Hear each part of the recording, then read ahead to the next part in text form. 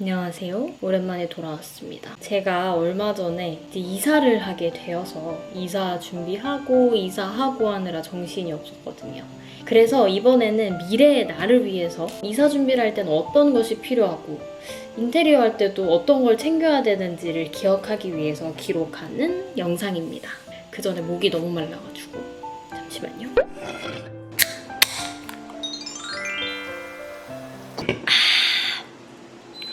다시 이야기를 시작해보도록 하겠습니다. 저는 남편이랑 인천으로 이사를 왔고 2017년식에 30평 초반대의 아파트에 들어오게 됐어요. 그런데 이제 이게 아예 신식은 아니다 보니까 부분 수리가 필요했었고 저희가 이사를 해야 되는 어떤 특정 일자가 있었는데 그 시기까지 딱 3주 정도 남은 사이에 이 공실이었던 방에 부분 수리를 진행을 했고 이사까지 좀 빠르게 진행해서 이렇게 집에 무사히 이사를 하게 되었습니다.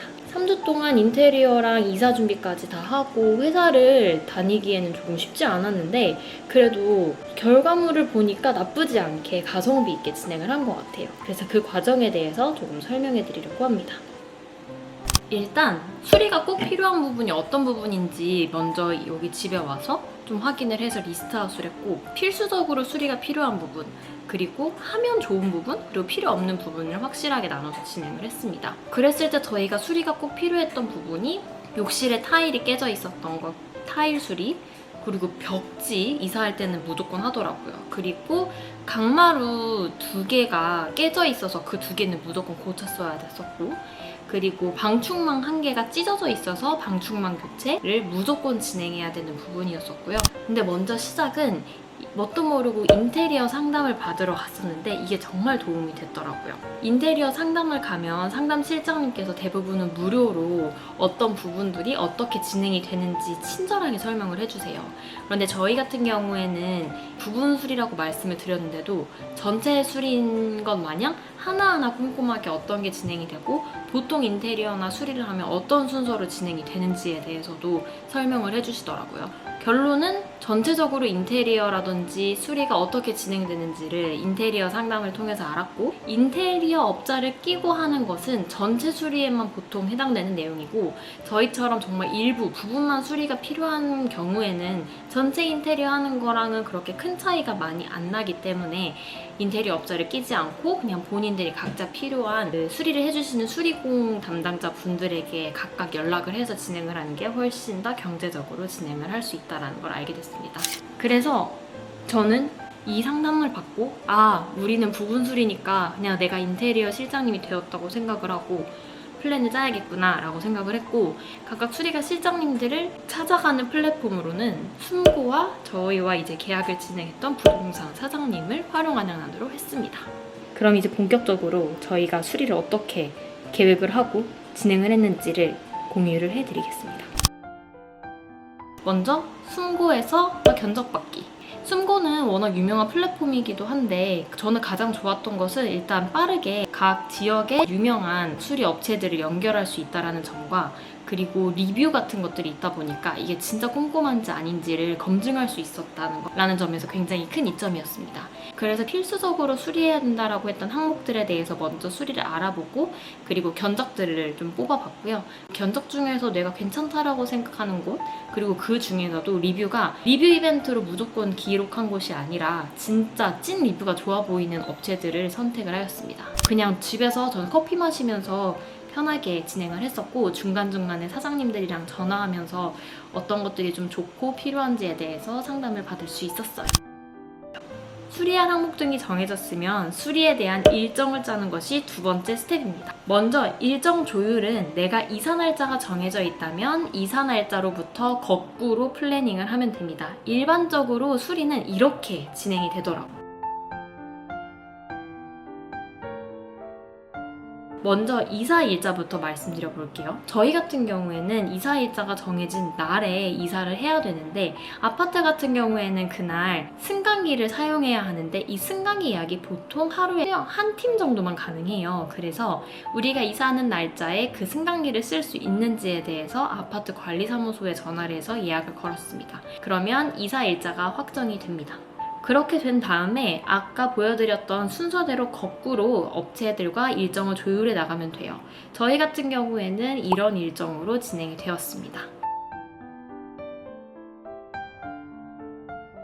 여기서 제가 몰랐던 부분이 있었어요. 바로 인테리어를 하기 전에 내가 수리하는 부분에 소음이 많이 발생하는 건이라면 미리 아파트 이웃분들에 대한 공식적인 동의 절차를 구해야 되는데요. 이게 넉넉 잡아 3일 정도 걸릴 수가 있고 워낙 좀 까다로운 절차를 가지고 있는 아파트는 넉넉 잡아서 한 5일까지 걸릴 수 있더라고요. 그래서 내가 이사 날짜를 잡아놓고 그 사이에 수리를 한다고 해서 그 시작 날짜를 확정하기 전에 아파트에 다시 한번 관리사무소에 연락을 해서 내가 어떤 동의 절차를 밟아야 하는지를 알아보고, 그래서 이 동의 절차를 완료를 해주시는 것과 동시에 이웃분들에게 미리 양해의 말씀을 구하면 소정의 선물 같은 것들을 이제 문 앞에 놔드리는 작업까지 했습니다. 보통 요즘은 키친타올이나 아니면 종량제 봉투를 많이 하시는 것 같은데 저희 같은 경우에는 호두 전과를 예쁘게 포장해서 집 앞에 편지와 함께 놔드렸습니다. 자, 그럼 공사에 들어가게 되는데요. 저희는 먼저 욕실 공사를 하기 전에 실측을 진행을 해서 저희가 여기 아파트에 와서 실측을 진행을 하는데, 여기서 하나의 팁이 욕실 실측이 필요한 것들도 있겠지만 다른 공사에서도 좀 정확한 견적을 위해서 현장 방문이 필요한 것들이 있어요. 그럴 때 미리 실측의 날로 접어서 그런 사장님들을 다 불러서 상담이 필요한 것들을 한 번에 잡으면 일정을 컨펌하는 데 도움이 될 수 있습니다. 저희는 욕실 같은 경우에는 타일만 필수적으로 바꿔야 됐었는데 요즘은 이사하면서 변기도 무조건 바꾼다라는 거 해서 양쪽 화장실에 변기를 교체를 했고요. 그리고 진행을 하면서 줄눈이라든지 샤워베스 같은 것도 교체를 진행을 했습니다. 저희가 진행했던 곳이 사장님께서 진짜 꼼꼼하게 봐주시고, 그리고 사업부수 같은 경우에도 다른 이제 업체를 끼고 하시는데도 책임감을 가지고 진행을 해주셔서 너무 감사했어요. 이것도 저희가 숨고를 통해서 알게 된 사장님인데 전국으로 하신다라고 해서 저희가 다른 가족분들에게도 계속 추천해줬던 사장님이시거든요. 진짜 만족스러웠습니다. 그리고 마루 공사 같은 경우에는 저희가 전체가 아니라 2장만 진행을 하는 거였는데 사실상 이 단 2장만을 위해서 사장님을 부르는 것 때문에 30만 원 정도가 나왔었어요. 이게 대부분은 이게 2장을 위해서 뭐 한 장당 15만 원이 아니라 출장비가 보통 포함된 것이라서, 예를 들어 마루 같은 것을 교체할 때는 한 번에 불렀을 때 좀 여러 장을 하는 것이 장기적으로 봤을 때 좀 가성비가 좋은 것 같습니다. 그리고 요즘 많이 한다라는 냉장고장. 저희는 냉장고장을 할 생각이 없었는데 김치 냉장고를 이번에 드려야 되게 되면서 자연스럽게 LG 컨버터블 냉장고 세트를 구입을 하게 되었고, 그리고 기존 장에 그게 들어가지 않기 때문에 냉장고장을 짜게 되었습니다. 그런데 생각외로 냉장고장을 짜는 게 그렇게 가격적으로 비싸지도 않고, 그리고 추가적인 수납함들이 많을 수 있어서 그게 굉장히 좋았어요. 그리고 저는 이렇게 커피 캡슐을 놓을 수 있는 공간이 생겼다는 것이 굉장히 마음에 듭니다.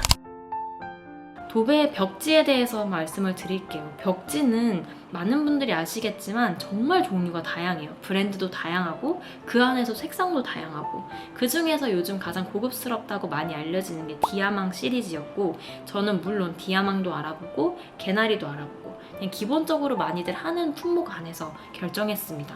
개인적으로 제가 진행했던 개나리 로하스 벽지가 굉장히 마음에 들었고요. 개나리 로하스 벽지 중에서도 가장 유명한 색상이 이거였지만 저 같은 경우에는 이 벽지로 진행을 하게 되면서 조금 덜 밋밋하고 고급스럽지만 디아망만큼 고급진 느낌을 나게 되는 거여서 다른 분들에게도 적당한 가격에 고급스러움을 내고 싶다면 이 개나리 로하스 벽지를 진짜 추천드립니다.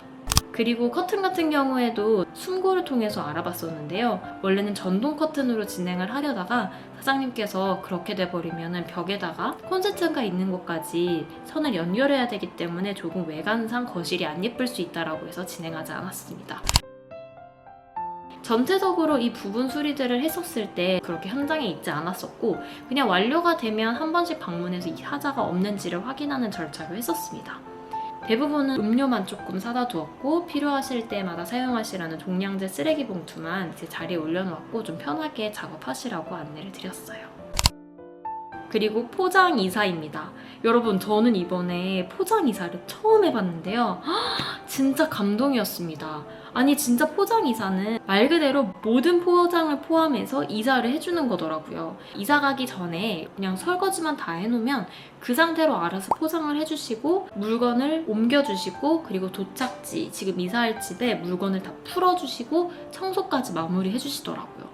저 같은 경우에는 정말 문화 충격이었어요. 2인 기준상으로 약 한 130만 원 정도 들었었고, 여기서 좋았던 게 제가 진행했던 업체는 보통은 이제 외국분들과 이제 다른 곳에서 데려오신 분들이랑 같이 작업하셨는데, 저희 같은 경우에는 모두 다 한국분이셨고, 정말 좋았던 게 저희가 어디에 놔야 될지, 이사할 집의 구조가 익숙하지 않아서 어떻게 놓을지 몰랐을 때도 같이 오신 이모님이라든지 아니면 사장님께서 조금 더 정리의 팁을 알려주시면서 정말 마음에 들었습니다. 그리고 가구를 운반할 때나 아니면 뭐 피아노를 운반할 때 저희가 조금 긁힐까봐 조심스러웠던 게 있었는데 걱정할 필요가 없더라고요. 정말 편하게 이사했습니다. 마지막으로 비용 처리에 대해서 생각나는 부분이 있어요. 일반적으로는 이제 세금 계산서를 발행해 주거나 아니면 현금 영수증을 요청을 하는 경우가 있는데, 저희 같은 경우에는 부분 수리이기도 하고 그냥 크게 진행한 건들이 아니어서 현금 영수증은 진행하지 않았습니다. 자, 이렇게 이사가 잘 마무리되었는데요. 언젠가 나에게 또 이사를 하거나 수리를 할 때 이 영상이 내게도 도움이 되길 바라며 오늘 영상은 여기서 마치겠습니다. 안녕!